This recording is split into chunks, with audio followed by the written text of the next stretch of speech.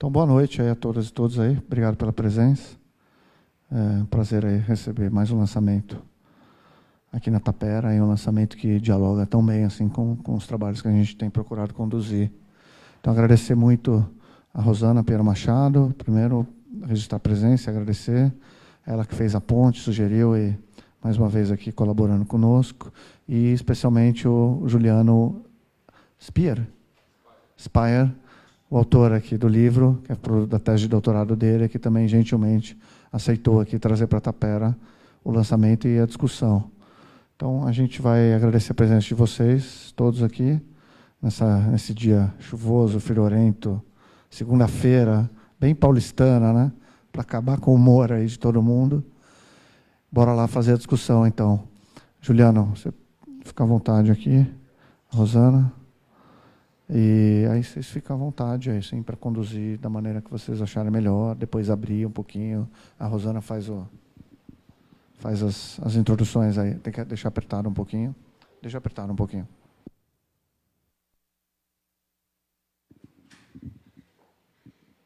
Olá, boa noite a todas e todas. Eu queria começar agradecendo novamente o espaço aqui na Tapera. Já temos há bastante tempo fazendo diversos eventos. Queria cumprimentar a presença nesse dia chuvoso e frio. E hoje é uma grande honra, uma grande alegria apresentar o livro do Juliano, que é um colega também de longa data, e não apenas um colega e um grande amigo, mas um colega, um grande amigo e alguém que fez um trabalho admirável, que eu realmente tenho muito orgulho de poder estar aqui hoje apresentando. Que também queria mencionar de que esse lançamento, de alguma maneira, se enquadra com uma série de eventos, um ciclo de palestras que nós vamos, conversas, bate-papos, mesa redonda, que nós vamos fazer aqui na Tapera uma vez por mês, até as eleições, sobre conservadorismo no Brasil. E a gente pergunta, bom, mas o livro do Juliano não é sobre conservadorismo. De fato, o livro do Juliano não é sobre conservadorismo. Mas, ao mesmo tempo, eu acho que, nesse momento de eleições, e não é à toa que o Juliano também vai escrever alguns artigos para os jornais, para o país, eu acho que vai escrever um agora recentemente, muito em breve, porque, ao mesmo tempo que se fala muito em neoconservadorismo, em nova onda conservadora, em virada conservadora, muitas vezes, quando a gente vai, além de que isso tem um caráter, né, de um certo julgamento sobre determinadas práticas, que, na verdade, como mostra o livro do Juliano, com muita profundeza, com muita riqueza, muitas vezes são práticas, né, desse Brasil profundo, uma expressão um pouco controversa, mas práticas que sempre tiveram presentes para quem esteve atento à cultura popular. E que a gente consiga fazer esse debate com menos excepcionalismo e pensar, fazer um debate franco e honesto sobre o papel das famílias na cultura brasileira, das igrejas evangélicas. E o Juliano faz isso. Eu tive a honra de ler o livro dele em 2 oportunidades, com muita atenção. É uma das etnografias mais belas que eu já vi. Eu acho que vocês vão, para quem não leu ainda, vocês vão gostar muito da leitura. E eu vou passar a palavra, então, para o Juliano. E a nossa proposta aqui é que ele fale um pouco sobre o livro, rapidamente, e que a gente possa abrir para vocês fazerem perguntas sobre o livro. Muito obrigada, Juliano, por me dar a oportunidade também de estar aqui abrindo esse lançamento. É uma alegria e uma honra muito grande. Eu me sinto aqui um pouco em casa, né? Que tem muitos amigos, inclusive a Rosana. A Rosana, eu chamo ela de fada madrinha desse livro, porque, por uma condição que eu posso conversar já, muito do que era antropologia do Brasil, eu fiquei devendo antes da etnografia. A Rosana preparou 20 páginas de anotações detalhadas sobre o que eu deveria ler. Então, se tem alguém que deve agradecer alguma coisa aqui, sou eu, a ela. Agradecer também ao espaço. Parabéns, aliás, uma alegria, né? Um ambiente bom estar aqui. E aos amigos que vieram hoje aqui, nesse dia de chuva em São Paulo, para fazer esse primeiro. É o primeiro lançamento, na verdade, não teve lançamento do livro em inglês. Então, esse é efetivamente a primeira vez que a gente faz alguma coisa sobre esse livro. Esse livro é um filhote de um projeto mais longo, né? Ele é um projeto chamado Why We Post, que foi organizado a princípio pelo professor Daniel Miller, da UCL, com uma meta, acho que muito interessante dentro desse contexto de discussão do conservadorismo, né? Porque, geralmente, quando a gente fala de internet, e notícias repercutem sobre a internet, essas notícias, geralmente, falam internacionalmente desse assunto, mas elas se baseiam em pesquisas muito específicas, né? Então, quando a gente fala que a internet restringe a privacidade das pessoas, que é um tema bastante comum, né? É um enquadramento comum de se ouvir ou de se ver nos jornais essa discussão sobre a internet. O outro é a internet empoderou grupos de pessoas em situações diferentes a fazer certas coisas. Imagino que vocês estejam aí lembrando das situações em que ouviram, né, esse tipo de maneira ou de assunto ser usado para remeter à internet. E o Why We Post parte de uma pergunta bastante antropológica, que em que medida isso é válido para as outras pessoas de outros lugares, né?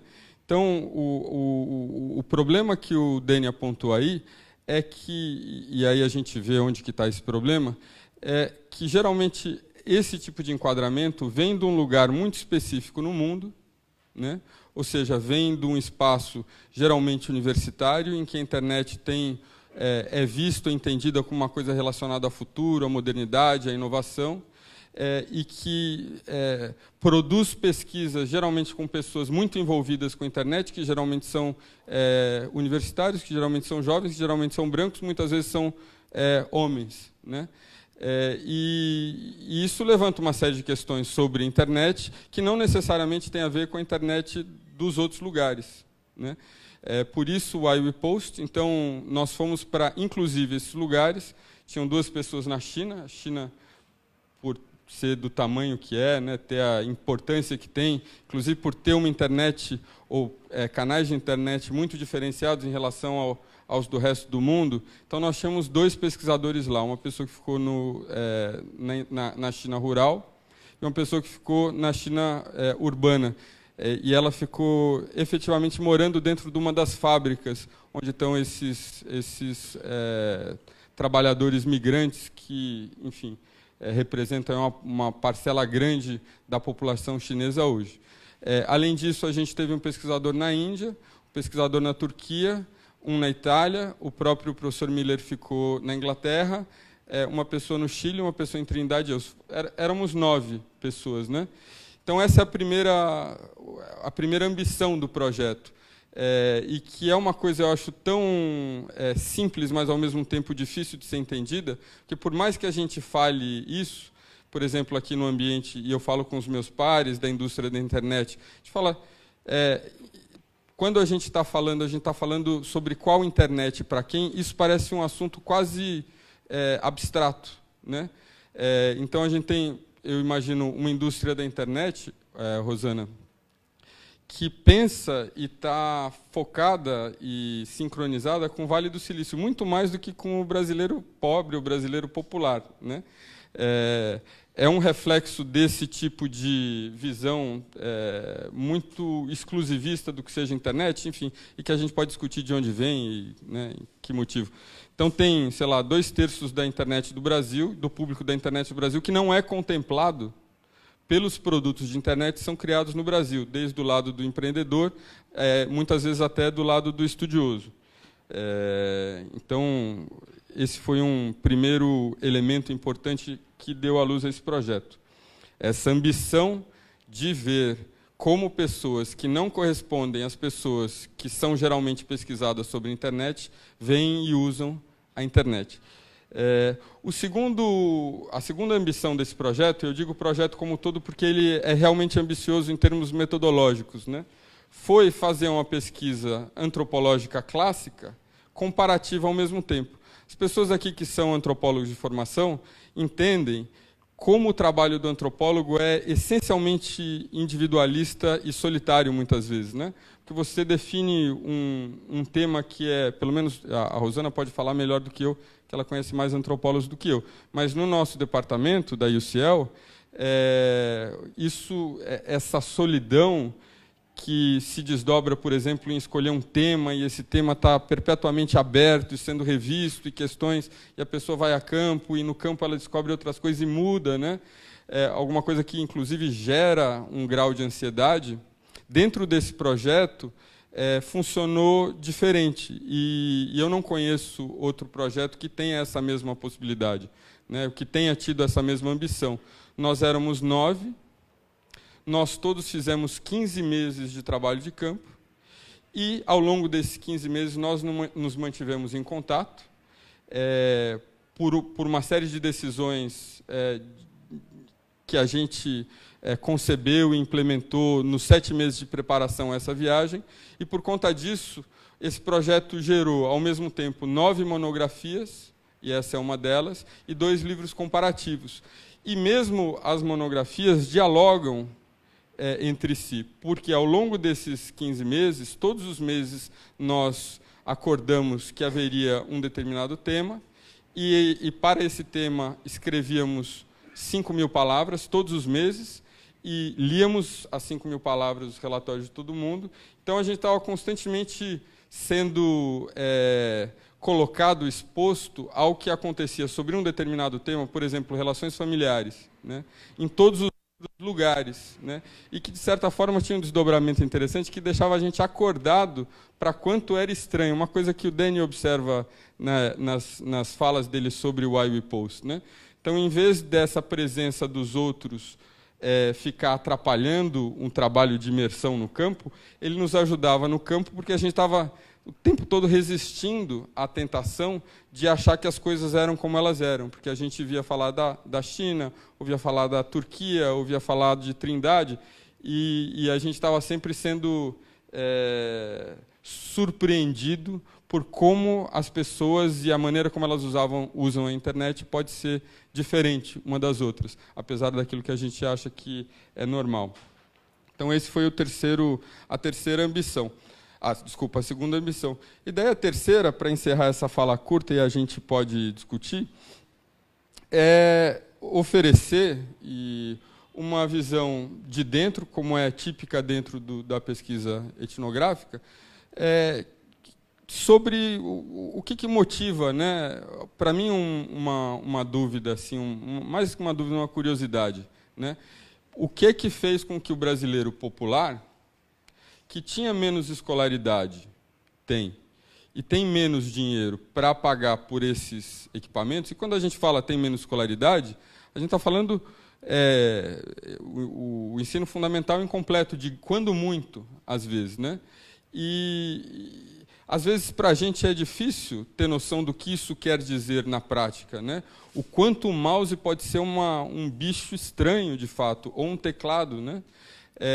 Então, dada esse grau de dificuldade, inclusive financeira, por que essas pessoas pagaram durante meses diariamente idas à lan house? O que fascinava essas pessoas a ponto delas investirem muito do próprio dinheiro, do próprio interesse, fazendo, às vezes, até, em muitos casos, né, pactos dentro de família. Então, o pai entrava com dinheiro, o filho entrava com conhecimento, e eles ali se completavam. O filho meio que intermediava a relação do pai com a internet e se compartilhavam as senhas, né? O que faz da internet algo tão sedutor a ponto desse salto ter se dado? E a resposta, acho que mais esperada em relação a isso, é essa sobre o futuro, né? E existem elementos. Existe um elemento relacionado à grana, né? Ou seja, a internet é econômica. Então, você pensa aí em famílias que, desde os anos 50, migram para o Brasil inteiro, em relação ali do Nordeste rural, e essas pessoas mantiveram contato. Não sei se vocês tem essa imagem na cabeça, com telefone com ficha, né? E fazendo filas. No lugar onde eu fiz pesquisa tinha esse um telefone e as pessoas ainda contavam histórias da época em que havia fila ali, aos domingos, para as pessoas falarem com seus familiares. E ouvi algumas histórias muito interessantes e surpreendentes de como essa comunicação se dava na inexistência de outros canais, por meio de bilhetes que eram escritos por pessoas que sabiam escrever, vizinhos às vezes, e encaminhados. Então, tem uma história curiosa de uma senhora que não sabia escrever, morava no campo. Daí ela ia às 4 da manhã para a fila do ônibus, que tinha um ônibus por dia, pedia para alguém escrever o bilhete, entregava para aquele conhecido, que ia na rodoviária entregar para um outro conhecido, que ia entregar para o filho dela para buscá-la na rodoviária. E sempre dava certo, né? Então, economicamente, é um equipamento que simplificou, reduziu custos, né?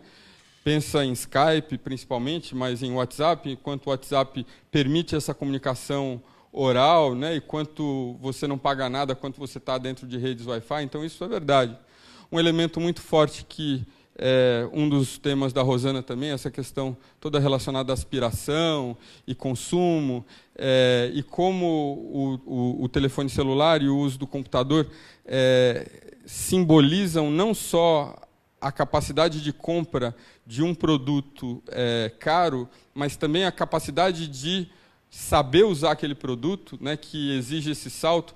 Eu não sei nos outros lugares do Brasil, mas nesse povoado da Bahia, a palavra ignorante e ignorância eram usadas não especificamente com o sentido de desconhecer, assim, por não ter feito escola, mas por ser alguma coisa inferior a, né? Então, você, dentro daquela possibilidade de uso, mesmo que seja um uso muito ralo e mediado por outras pessoas, ainda assim significava um tipo de exposição de uma aspiração, né? Um consumo conspícuo relacionado ao ganho desse conhecimento e à capacidade de ter domesticado essa tecnologia. Essas duas são mais ou menos esperadas. A terceira, que eu achei mais interessante, menos esperada, na medida em que ela um pouco se contrapõe a um entendimento mais comum da internet relacionada a futuro, da internet que é relacionada à modernidade, da internet que é relacionada à inovação, né? Essas palavras estão sempre jogadas junto com a internet. E dentro desse contexto, o que eu via, em muitos casos, era um grupo, uma população tipicamente, né, descrita aí nas muitas etnografias bem feitas sobre o Brasil popular que estão disponíveis no mundo né, nas bibliografias de antropólogos e sociólogos, com aquela capacidade de recriação de vínculos familiares dentro desses espaços próximos de bairros populares, isso fortalecido por uma distribuição urbana que a gente talvez conheça só de ver, talvez até de habitar, com muita coabitação, então com espaços familiares em que o filho e a filha se casam e ficam ali, e existe uma vida muito exposta, e muito coletiva, e muito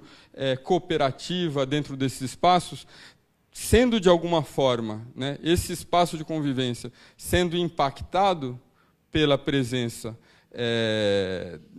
enfim, de novas formas de trabalho, com novas formas de transporte. Na Bahia, particularmente, com a questão de muitas famílias literalmente chefiadas por mulheres, né? Assim, um caso mais ou menos atípico no contexto do Brasil.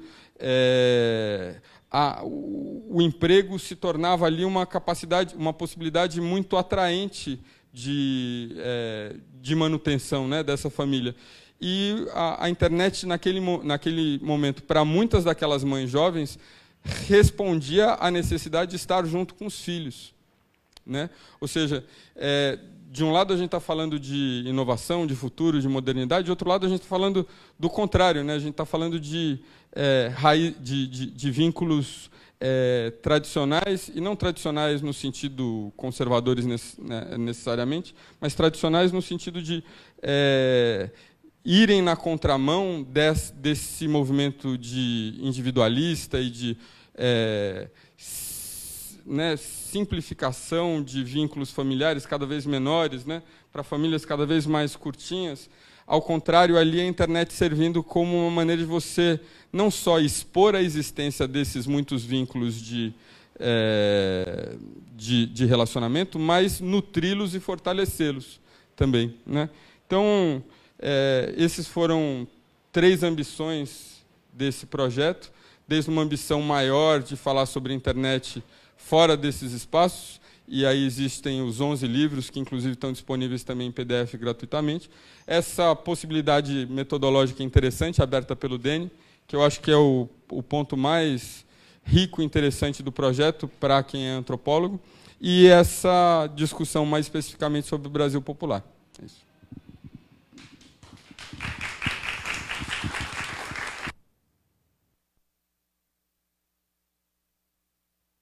Juliano, eu queria te pedir, antes de eu te fazer uma pergunta e abrir para as perguntas, se tu poderias falar um pouco sobre cada capítulo, porque daí eu acho que dá uma boa abrangência de quantidade de temas que você trabalha, né, no livro. Se pudesse falar rapidinho para dar um panorama. Tá. Esse livro tem o mesmo... Todos os livros... Todas as monografias dessa série têm os mesmos capítulos. Isso faz parte daquela proposta do investigador principal dessa pesquisa, que foi o professor Deni Miller, de fazer um projeto realmente comparativo antes dele ser terminado, né? Em geral, você termina o projeto e daí você vai ler os outros autores e discutir com os autores. Nesse caso, a gente foi discutindo com as pessoas desde antes de ir a campo. Então, o primeiro capítulo, que é geral, apresenta o espaço, né? Apresenta o campo. E, nesse caso, o campo é um povoado trabalhador que há 30, 40 anos poderia ser descrito como uma vila de pescadores. Hoje ainda tem um grupo de pescadores lá, mas, enfim, em franco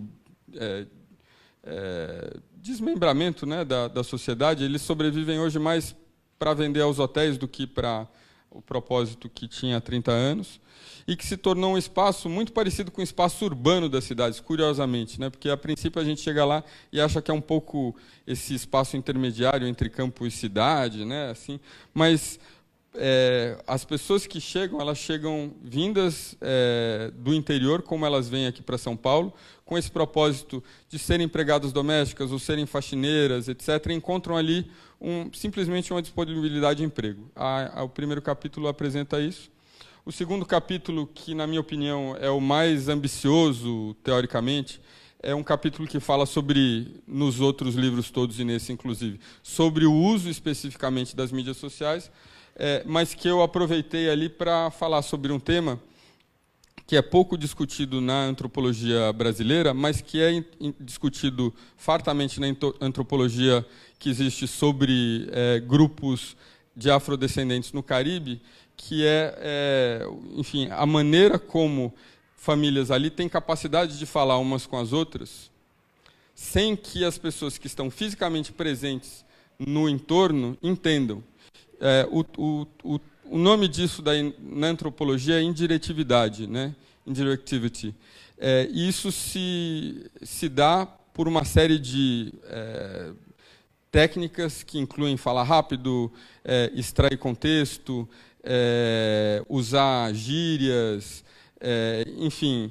E eu tive presente em uma série de situações em que isso aconteceu, e é uma coisa absolutamente fascinante para mim, assim, eu tive uma vez uma ocasião com a família que nos hospedou, literalmente, que era a nossa família mais próxima, e eu cheguei para tomar café, saí depois do almoço, teve 4 horas de conversa, daí a gente andou até o ponto de ônibus, a matriarca pegou o ônibus, daí uma das adultas, né, jovens, falou assim: poxa, e você ainda teve que passar por todo esse drama familiar.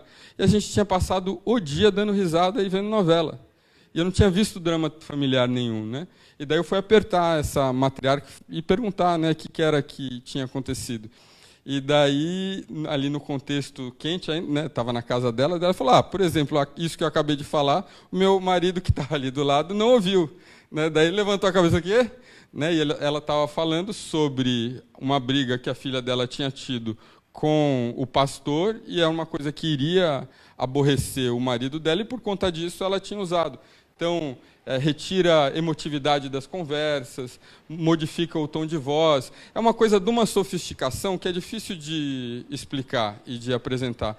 E que, no entanto, é pouco conhecida e pouco vista na literatura antropológica que tem sobre o assunto. Então, esse é o segundo capítulo. O terceiro capítulo também é um capítulo coletivo, né? Todos os 9 pesquisadores fizeram. Fala sobre o uso do elemento visual ali, uma questão muito importante se você está do lado de fora ali do centro do mundo, porque existe uma dependência grande da oralidade, e dentro, particularmente do Brasil popular, isso é muitas vezes compensado pelo uso, né, ou de fragmentos de vídeo, clipes de vídeo, ou de uma mistura bem interessante de uma imagem com texto curto, né, que a gente às vezes chama de meme. Então, o texto, o capítulo 3 fala sobre isso, apresentando aí um elemento interessante de como algumas conversas públicas são discutidas de maneira privada e como algumas conversas privadas aparecem publicamente. Então, só para vocês terem uma ideia, muitas das pessoas com quem eu convivi usam filtros de conteúdo. Quem aqui não sabe o que é filtro de conteúdo no Facebook? Filtro de conteúdo é aquilo que limita, então você publica alguma coisa, só a família vê, ou só o amigo vê. Então, eles simplesmente entendiam que aquilo existia, mas não viam propósito. Então, tudo que é publicado no Facebook é público, né, para todo mundo ver.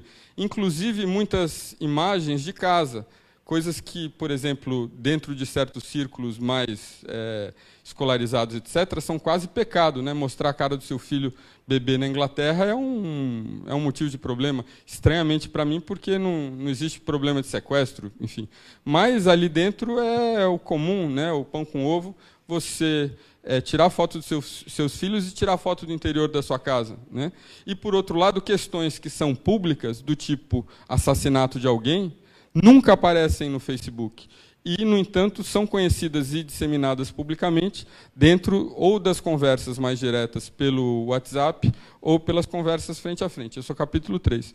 E, então, capítulo 1 a 3, eles são muito panorâmicos. Né? Eles falam sobre todos a partir de um recorte principal. Então, o primeiro recorte é a localidade, o segundo recorte é o uso das mídias sociais, particular, e o terceiro recorte é o uso das imagens. Daí a gente vai para 3 temas mais específicos. O primeiro é a família, então, de que maneira relações familiares se dão e são afetadas pelo uso dessas tecnologias. O segundo são relacionamentos,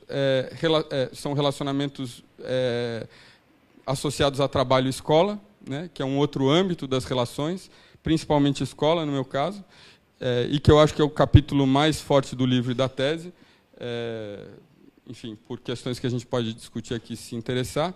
E, finalmente, um capítulo sobre violência, que é um assunto importante, enfim, e está muito ligado ao uso dessas ferramentas. E que eu não acho que tenha ficado tão bom quanto os outros. Então, se você for escolher um capítulo, o 6 é muito curioso, mas o 5 é um capítulo mais forte. E daí tem a conclusão. E muito uma orientação do Danny, então, que preza muito pela qualidade do texto antropológico e acadêmico ficar acessível para outras pessoas. A gente foi orientado nas primeiras 3 páginas você já sabe qual é a conclusão do livro. Então, você não precisa ler até o final, nem do primeiro capítulo para saber como ele termina. Mas, se você ler o comecinho e o final do livro, você vai ter um entendimento. Se você ler o comecinho e o final do livro e algum capítulo específico que interesse mais, e por aí vai. Então, ele tem essas gradações de conteúdo. Me falei muito?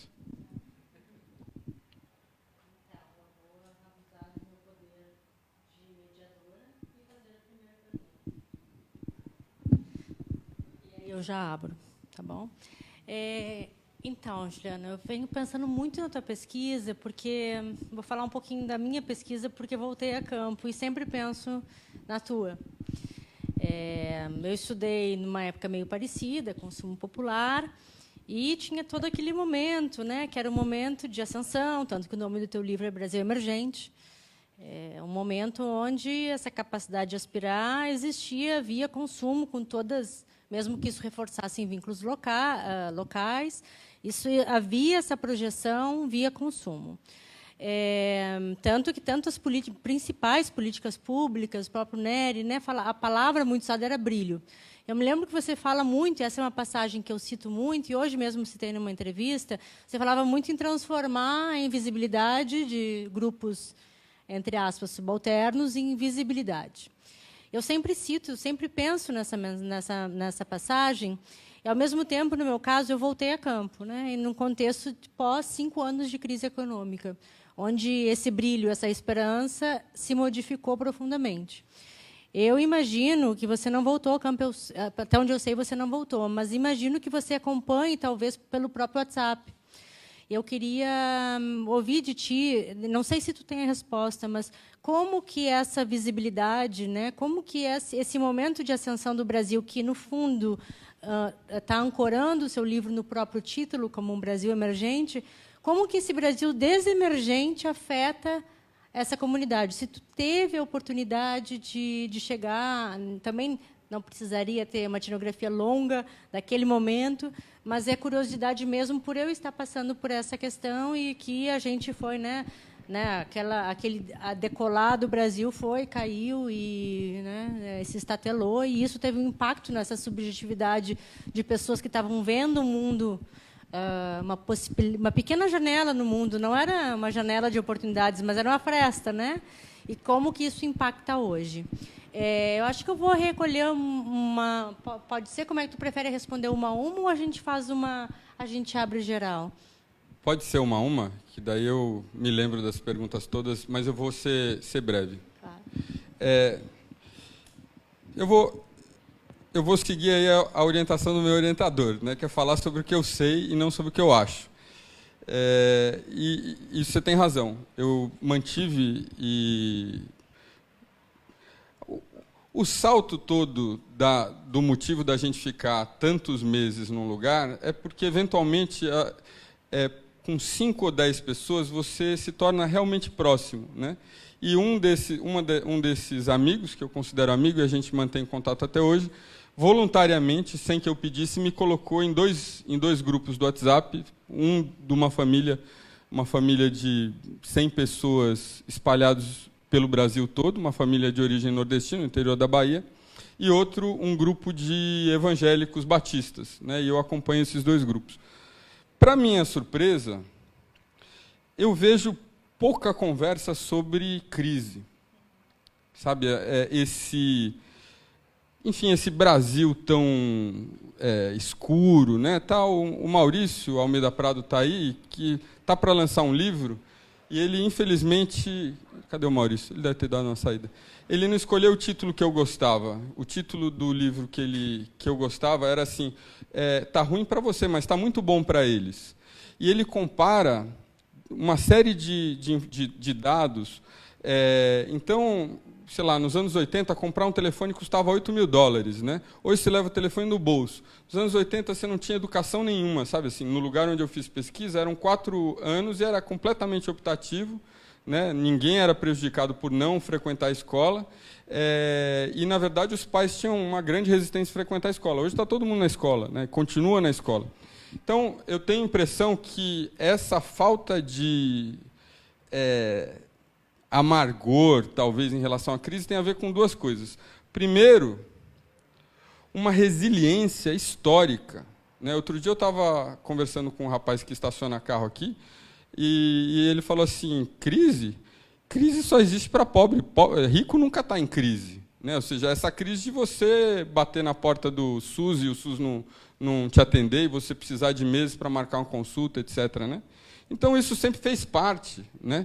E a outra, eu acho que o outro lado dessa questão, eu esqueci agora, que eu estava me organizando. Então, uma era a crise e a outra eu vou lembrar já já. mas respondendo com o que eu sei etnograficamente, essa noção de que as coisas estão muito piores, que eu esperava, inclusive, ver com reclamações, com negativismo, inclusive com uma certa promoção do conservadorismo, nas pessoas que eu acompanho, não aparece.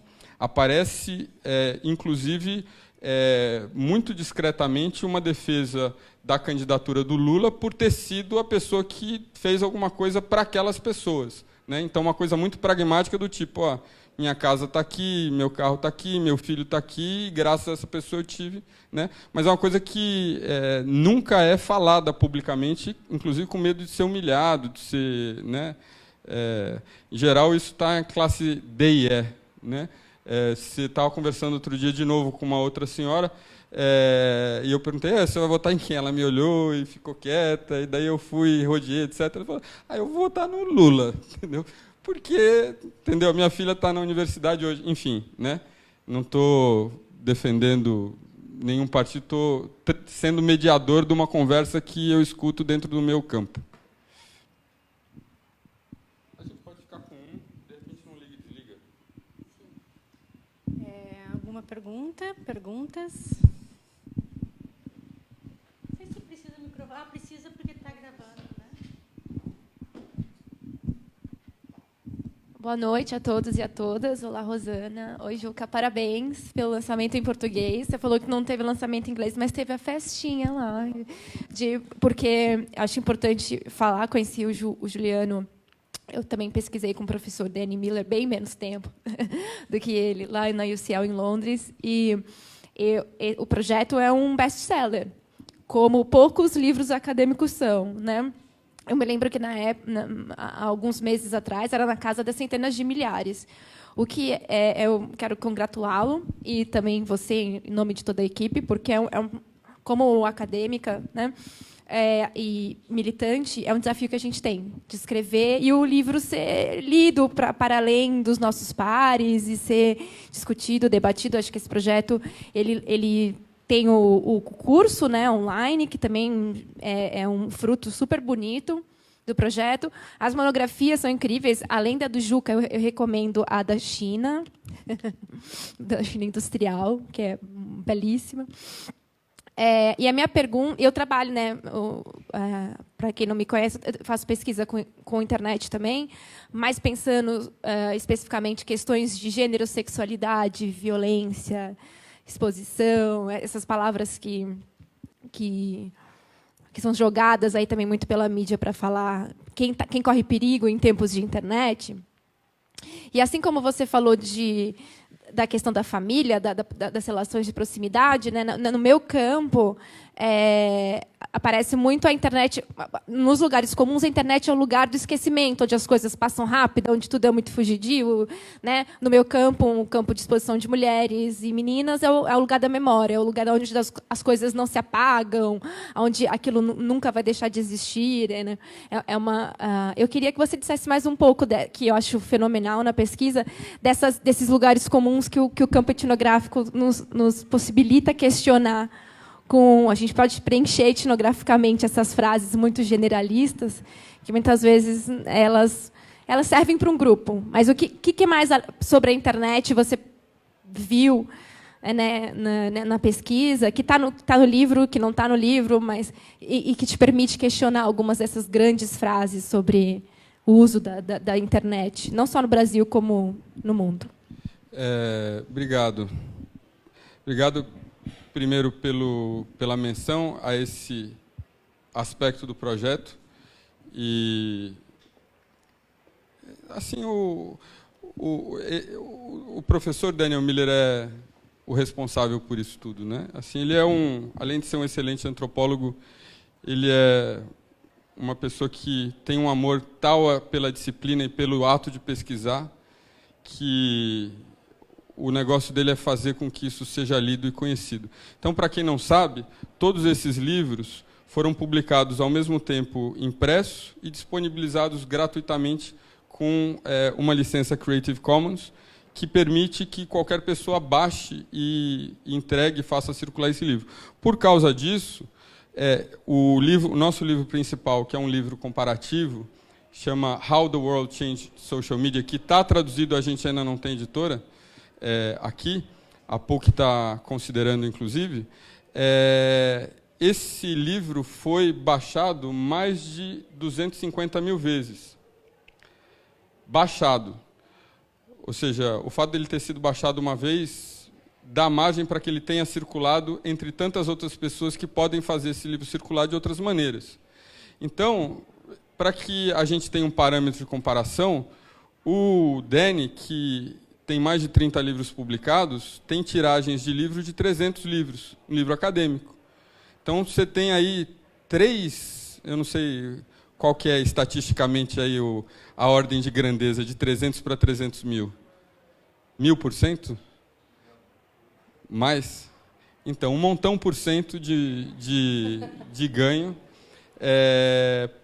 possibilitado por esse interesse, e que a gente deu sorte, foi abraçado, a ideia chama Open Access, foi abraçado pela editora da universidade, que é a UCL Press, e que, portanto, produziu um modelo de negócio condizente com a possibilidade de oferecer um produto que seja, ao mesmo tempo, vendido e dado gratuitamente. Porque, ao dar o produto gratuitamente, esse produto circula mais e, eventualmente, se converte em vendas também para outras, ou pesquisadores especializados, ou bibliotecas que usam desse e precisam ter a cópia escrita. Então, obrigado. Eu acho que é notável mesmo, especialmente na disciplina como a antropologia, que é tão fascinante e, ao mesmo tempo, tão fechada nela mesma. Sobre o aspecto interessante, fora dessas normas mais óbvias, né, do que a gente entende por internet, o que me surpreendeu foi o tipo de conteúdo muito explícito em vários sentidos que é circulado de uma forma natural. Isso tem a ver com o contexto do Brasil popular, em que a violência faz parte. Então, enfim, toda semana, ou com uma certa frequência, 2 ou 3 pessoas apareciam mortas, né? E essa morte, em vez de causar terror, e ai meu Deus, acabou o mundo, etc., ela causava uma certa euforia com pessoas saindo das suas rotas naturais para ver o morto, né? E nessas experiências de ver o morto, inclusive, conversar a respeito. Então, tem uma dessas imagens que eu tive que tirar daqui, porque era uma foto de um cara assassinado, né? Eu posso falar sobre por que eu tirei a foto depois. Mas isso que já acontecia fora, porque faz parte, né? Desde matar um porco até todas as fofocas sobre traição e infidelidade, que tem a ver com, enfim, um universo com uma sexualidade diferente da sexualidade que a gente está acostumado, de televisão e de livros, etc., aparece também junta com um conteúdo que é de um grau, muitas vezes, de violência explícita, ou de sexualidade explícita, ou de alguma coisa que estaria entre isso e humor, né? Entre humor, violência e sexualidade, um meio do caminho ali, e que circula com muita naturalidade ali dentro, entre pessoas que se conhecem, e que raramente, eu diria, e eu acompanho aí, mesmo algumas listas em que as pessoas distribuem pelo WhatsApp clipes pornográficos, mas não tem comparação o tipo de conteúdo que aparece do lado de lá e do lado daqui, né? E isso virou uma questão para mim tratar no livro, porque esse é um dos materiais mais ricos que eu tive e um material que eu apenas pude apresentar por texto. Porque, por N motivos, eu fui aconselhado a não mostrar isso, né? E é curioso, porque isso, né, como você levantou a questão aí, é isso muitas vezes que é a diferença, né? O resto talvez não seja tão explícito, tão importante, tão relevante, né? Isso.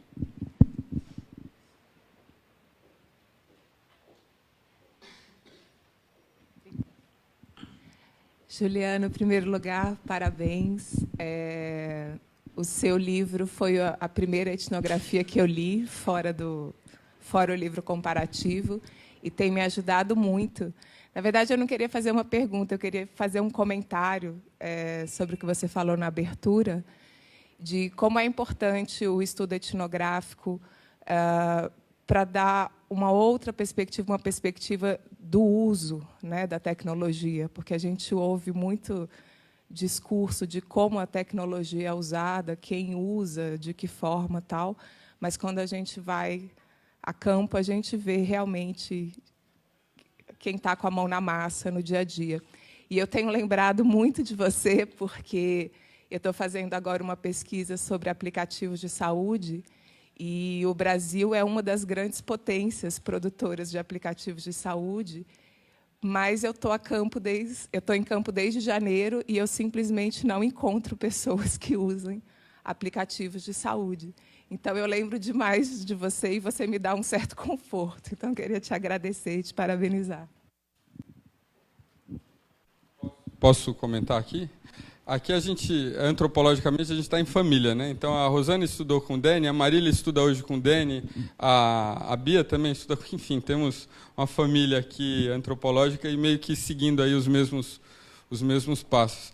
E é isso mesmo. E, de repente, vai cair tudo na sua cabeça, de uma vez. Todo mundo com aplicativo. Poxa! Oi, Juliano. Então... eu quero retomar um assunto que a gente discutiu bastante ano passado, que é justamente, mas para fazer a pergunta, que é justamente sobre o debate dos evangélicos, crentes, protestantes, enfim, toda essa associação que é feita com esse grupo religioso, como se eles fossem sempre conservadores, de esquerda, né, de direita, obrigada, de direita e etc. E é porque tem conservador de esquerda também, né? Mas não é o caso. E aí, então, a minha pergunta é, a partir dessa perspectiva, desse senso comum que acaba entrando muito hoje, também retomando essa ideia de pensar o conservadorismo, eu queria te perguntar, dentro desse estudo comparativo, quais as diferenças e as semelhanças na prática do uso das mídias sociais desse grupo que você trabalhou, fez o campo, que pelo que eu entendi, era majoritariamente evangélico, com outros grupos populares ao redor do mundo, que eu imagino que tinham religiões as mais diferentes. Então, quais as semelhanças e quais as diferenças dentro desse estudo das práticas no uso das mídias sociais? Nossa, essa pergunta é complicadíssima. Olha, o que eu me lembro, falando sobre o que eu vi, não sobre o que eu acho, né? O que eu me lembro da maneira como os evangélicos ali daquele povoado usavam as mídias sociais, primeiro como uma maneira de você ser evangélico, ou seja, você evangelizar, né? E dentro dessa prática tem um aspecto de tornar explícito que você é evangélico, você torna explícito por falar de Deus o tempo todo e por se colocar à disposição para quem quiser frequentar a sua igreja, enfim, uma prática que a gente já conhece. E um outro lado, eu acho que igualmente é o mais interessante, que é uma possibilidade de interlocução que a presença física, às vezes, dentro daquele espaço, porque o evangélico é muito policiado por outros, né, não permitia. Então, contatos, por exemplo, entre evangélicos e pessoas que não são evangélicas, que, em geral, são desestimulados, né? Quando a pessoa está ali dentro do espaço, você está andando pela rua e você vê uma pessoa do mundo, entre aspas, é uma expressão, estou usando entre aspas, porque é uma expressão usada, você evita, porque não é que você não queira falar com essa pessoa, mas porque essa pessoa vive num mundo que é diferente do seu e que você muitas vezes rejeita, e você e a sua comunidade, né? Então eu vi com uma certa frequência jovens abraçando o Facebook. Isso é geracional, né? O Facebook é muito, e as mídias sociais, um espaço para você sair do controle dos seus pais, um controle muito hierarquizado dentro do Brasil popular, né?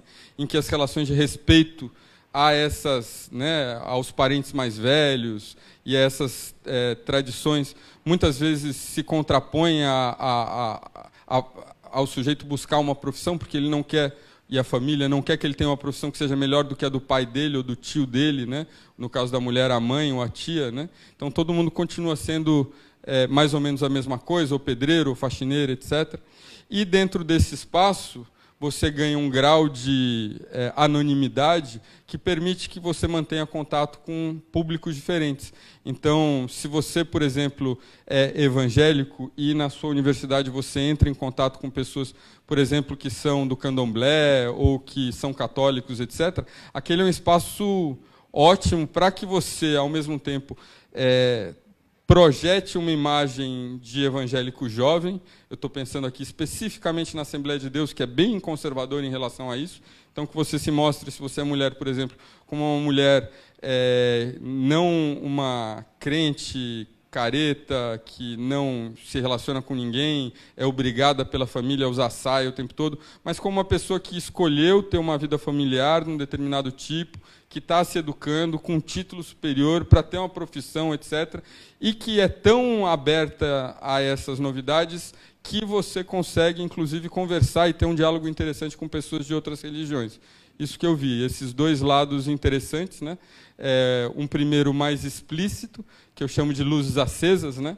Então, um espaço onde você não só se comunica, mas você quer ser visto, né? Então, você quer ser visto sendo crente. E num outro espaço em que você busca lugares ali periféricos dentro desse espaço, ou por mensagens diretas, ou por grupos dentro da universidade. Então, você tem o grupo da sua universidade que, enfim, as pessoas daquele povoado não vão conhecer, né? E ali esse diálogo é mais ou menos possível, inclusive incentivado. Sobre os outros lugares, eu acho que o tema da religião aparece mais intensamente na Turquia, na pesquisa da Turquia. Eu te recomendaria ver esse livro, da Elisabetta Costa, mas que eu não teria capacidade aqui de comparar, inclusive porque é uma questão relacionada a muçulmanos, curdos, que é de uma complexidade muito maior do que eu tenho assim, por conhecer. Alguma questão?